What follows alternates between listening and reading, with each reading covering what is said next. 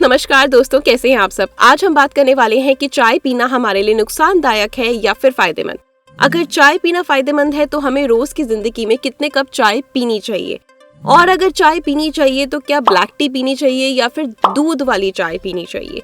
ये कुछ ऐसे सवाल हैं जो हम इंडियंस के दिमाग में हर दिन पनपते हैं, क्योंकि हम इंडियंस की आदत हो गई है कि बिना चाय के हम उठ नहीं सकते, अपने पूरे दिन का शेड्यूल फिक्स नहीं कर सकते। तो आज इस वीडियो में मैं आपको बहुत ही खास इन्फॉर्मेशन देने वाली हूँ। आपके सारे सवालों का जवाब आपको मिलने वाला है, तो प्लीज इस वीडियो के आखिर तक जरूर बने रहिएगा। स्टार्ट करते हैं आज का बेहतरीन सा वीडियो। दोस्तों, चाय के बारे में बहुत सारी इलॉजिकल बातें अक्सर सुनने को मिलती है। इनफैक्ट बहुत सारी वीडियोस भी मैंने देखी है चाय से रिलेटेड यूट्यूब पर, जिसमें बहुत बड़े बड़े लोग ये बोलते हैं कि चाय जो है वो इंडियंस के लिए बनी ही नहीं है। चाय अंग्रेज अपने साथ लेकर आए थे, और क्योंकि वहाँ पे मौसम ठंडा होता है तो इसलिए वहाँ पे वो लोग पीते थे। जब वो इंडिया आए तो साथ में पौधा लेकर आए और यहाँ पर उन्होंने उसका प्लांटेशन किया। 1750 से पहले इंडिया में कोई चाय नहीं पीता था, तो हम इंडियंस को चाय पीने की कोई जरूरत ही नहीं। दोस्तों, जस्ट बिकॉज की कोई चीज अंग्रेज अपने साथ लेकर आए हैं वो बुरी नहीं बन जाती।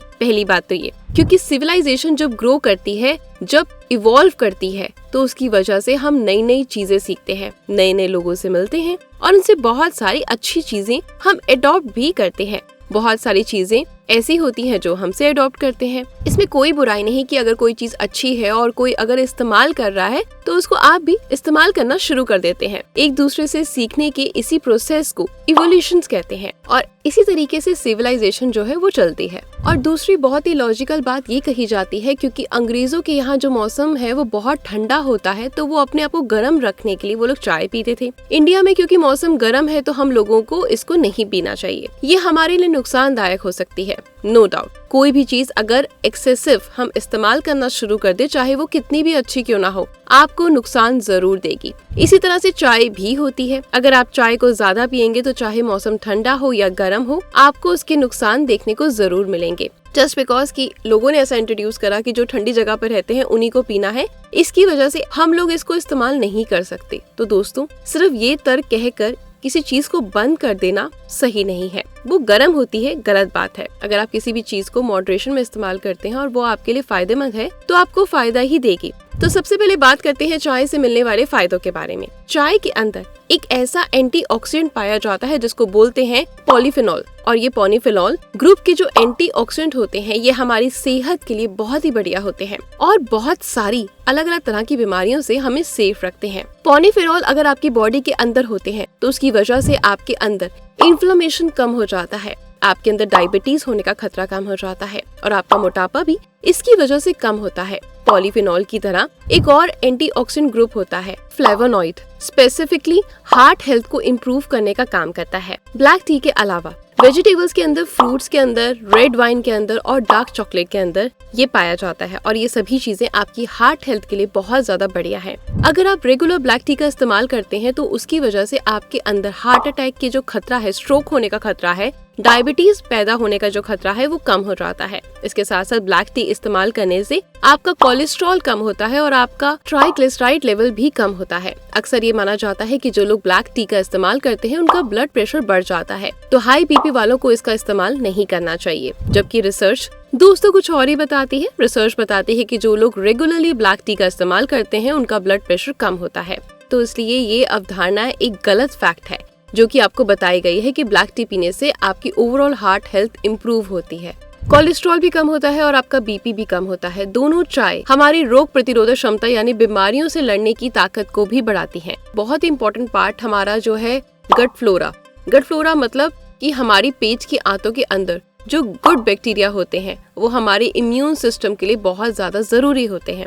अगर इनकी कमी हमारी बॉडी के अंदर, हमारी आंतों के अंदर हो जाती है तो उसकी वजह से हमारा जो इम्यून सिस्टम है वो कमजोर पड़ने लगता है। जब हम चाय पीते हैं तो उसकी वजह से आपका जो गट फ्लोरा है वो आपके गुड बैक्टीरिया है वो बढ़ने लगते हैं और जो बैड बैक्टीरिया होते हैं यानी जो नुकसान वाले बैक्टीरिया होते हैं वो कम होने लगते हैं और इसकी वजह से आपका इम्यून सिस्टम स्ट्रांग बनता है और आपकी रोगों से लड़ने की जो शक्ति है वो बहुत ज्यादा बढ़ जाती है। चाय हाई ब्लड शुगर को कम करने में मददगार होती है क्योंकि जब आप चाय पीते हैं तो उसकी वजह से आपके खाने के अंदर मौजूद शुगर का एब्जॉर्प्शन स्लो डाउन हो जाता है और चाय हमारे पैनक्रियास को स्टिमुलेट करके वहाँ पर इंसुलिन के प्रोडक्शन को भी बढ़ा देती है। इसके साथ साथ चाय के अंदर कुछ ऐसे एंटीऑक्सीडेंट भी होते हैं जो बॉडी के अंदर इंसुलिन के रेजिस्टेंस को कम कर देते हैं, इंसुलिन की सेंसिटिविटी को बढ़ा देते हैं। इस वजह से आपके ब्लड के अंदर जो एक्सेस शुगर होती है वो सेल्स के अंदर ज्यादा पहुंचती है और आपको ब्लड शुगर कम करने में मदद मिलती है।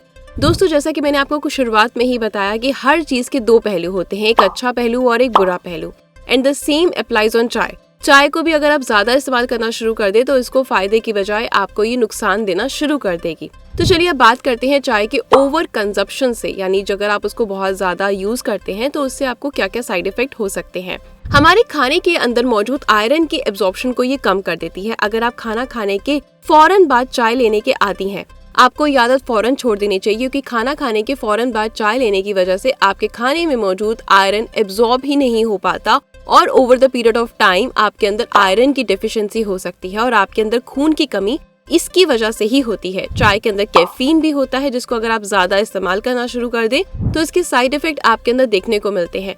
चाय के जो आदी होते हैं, जो लोग बहुत ज्यादा इस्तेमाल करते हैं, उनको अक्सर रेस्टलेसनेस यानी बेचैनी सी उनकी शिकायत बहुत ज्यादा रहती है, एंजाइटी भी बहुत ज्यादा रहती है। ऐसे लोगों को नींद कम आती है क्योंकि कैफीन आपके माइंड को अलर्ट कर देता है और नींद को कम करने का काम करता है। तो अगर इस तरह की प्रॉब्लम्स आपके अंदर पाई जाती हैं तो जरूरी है कि अभी से आप चाय की कंजप्शन को कम कर दें या फिर बिल्कुल क्विट कर दें। तो धीरे धीरे आपकी जो ये प्रॉब्लम्स हैं उनमें आपको आराम मिलना शुरू हो जाएगा। जो लोग चाय का इस्तेमाल ज्यादा करते हैं उनके अंदर इंसोमिया यानी नींद की कमी आने लगती है, आपके अंदर एसिडिटी भी बढ़ती है यानी पेट के अंदर एसिड बढ़ता जाता है और आपका डाइजेशन कमजोर हो जाता है और इसके साथ साथ आपके अंदर इसकी डिपेंडेंस भी हो सकती है। डिपेंडेंस का मतलब है कि आप इसके आदी हो जाते हैं और आपको इसकी लत लग जाती है। अगर ये आपको नहीं मिली तो कुछ लक्षण जैसे कि सर दर्द, बेचैनी वगैरह ये आपको देखने को मिलती है। अब सवाल आता है कि आपको दूध वाली चाय लेनी चाहिए या बिना दूध के चाय लेनी चाहिए। कुछ लोग कहते हैं दूध वाली चाय अच्छी होती है, वहीं कुछ लोग कहते हैं बिना दूध की चाय वो ज्यादा अच्छी होती है। इस बात को समझने के लिए हम सहारा लेंगे रिसर्च का और जानेंगे रिसर्च इसके बारे में क्या कहती है।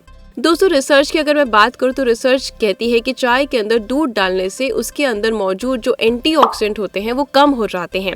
लेकिन एक बात जो रिसर्च कहती है कि अगर आप चाय को ज्यादा देर तक पकाते हैं तो उसकी वजह से चाय के अंदर मौजूद जो एंटीऑक्सीडेंट होते हैं वो बढ़ जाते हैं, वो ज्यादा इन्फ्यूज होते हैं पानी के अंदर। तो अगर आप दूध डालते हैं चाय के अंदर तो आपको क्या करना है, आपको चाय को ज्यादा देर तक पकाना चाहिए, तो कहीं ना कहीं आपका बैलेंस हो जाएगा। तो ज्यादा बेहतर ये है कि आपको ब्लैक टी लेनी चाहिए। अगर आप ब्लैक टी नहीं पसंद करते तो आप दूध ही डालना चाहते हैं तो इसको आपको चाय को ज्यादा देर तक पकाना है। एक और बहुत कॉमन सवाल जो अक्सर पूछते हैं लोग कि एक दिन में आपको कितनी चाय पीनी चाहिए, तो मैं आपसे कहूंगी कि एक दिन में 1 या छोटा 2 कप ही चाय आपके लिए फायदेमंद रहेगी। अदरवाइज ये आपको बहुत ज्यादा साइड इफेक्ट दे सकती है। जब किसी चीज से फायदा मिल रहा हो तो क्यों जबरदस्ती अपने शरीर को नुकसान पहुंचाना, है ना। बस लाइफ में चाहे वो इंसान हो चाहे वो कोई चीजें हो, कभी भी किसी चीज को हमने आदी नहीं बनाना।